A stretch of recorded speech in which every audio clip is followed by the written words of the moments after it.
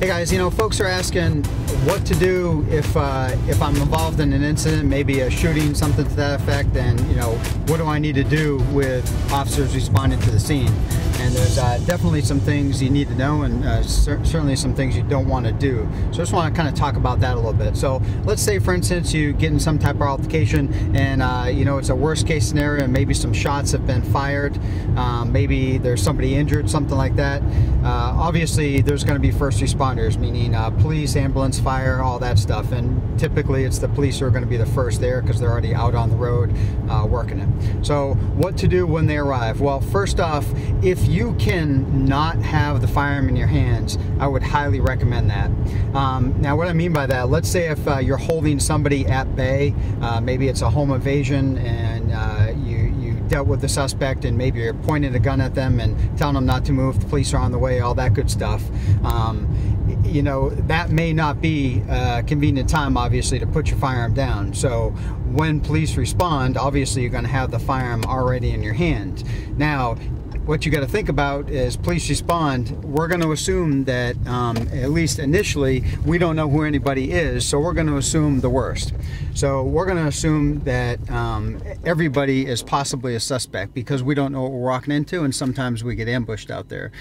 So what you need to do is obey all commands and realize that you may be treated like a suspect initially, meaning as we respond, we may say, hey, put the gun down, put your hands up. Even though you're the one who called it in, you're the victim, you really just need to comply with the commands given because we don't know what we're dealing with. And our first priority is to make the scene safe. Once the scene's safe, obviously everything will wash out. We'll realize that you're the victim. We'll obviously figure out who the suspects are, things like that. That's why it's a good idea if you are the one calling the authorities, or maybe somebody you're directing to call the authorities, you want to make sure that you give a good description. Hey, I'm at home, my house has just been broken into, I'm a white male in my 40s, I'm dressed in a t-shirt and some pajama pants, and I'm holding the suspect at bay downstairs in my kitchen. He's a white male, looks like he's in his 20s. So as much information as you can give, the better.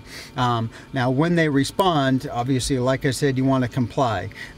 If it's more like it's something on the street, maybe an altercation, maybe shots were fired, something like that, and you don't need to have your gun out, my recommendation would either be to have that gun secured in a holster or maybe just placed at the ground.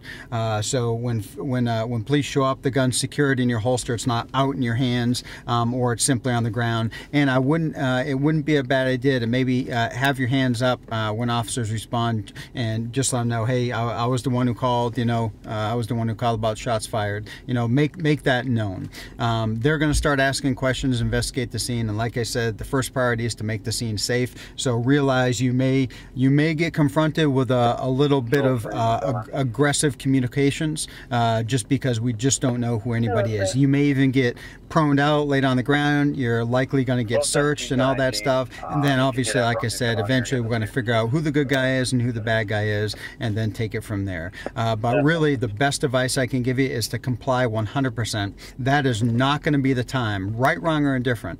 It's not going to be the time to get in an argument and start questioning the officer, or say, hey, I'm not the one, it's this one. Not the time to do it. You just need to go along with what's happening there. If there's a safety concern that's imminent, meaning officers responding, and there's somebody behind that doorway with a gun, let them know, hey, hands up in the air. Hey, just let you know, guys, respond officers, there's somebody over there right behind that door. I saw him run in there. He's got a firearm.